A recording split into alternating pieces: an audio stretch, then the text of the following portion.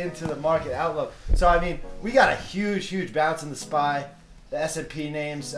We're still in this, clearly up in this channel, this uptrend. Really technically healthy action on the SPY. Saw a huge extension today into resistance. Gap and go on a Monday after we gapped and went on Friday. Back-to-back gap and go days. So I mean, I am not looking to initiate new positions into this strength.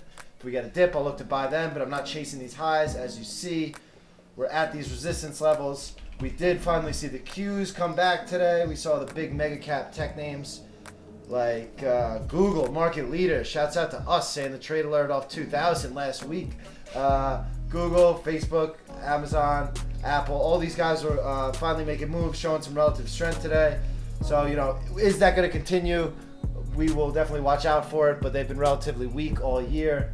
I mean, that's really it broadly. We're not seeing the same reactions to the 10-year. 10-year is still ticking higher, but we don't care about inflation, I guess, this week. So, the market picks and chooses its narratives that it cares about. Right now, the uptrend remains strong.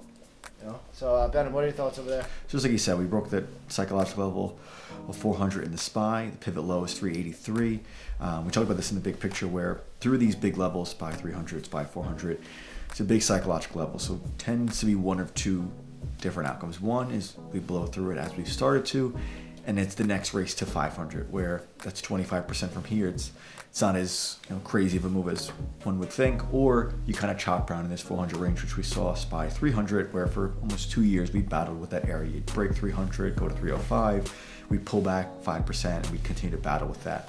So it's kind of those two camps. Either 400 becomes this new area of resistance, or we kind of blow through it, and we just continue on to the next major level, which would be 500 down the road. So that's my little take on the market outlook.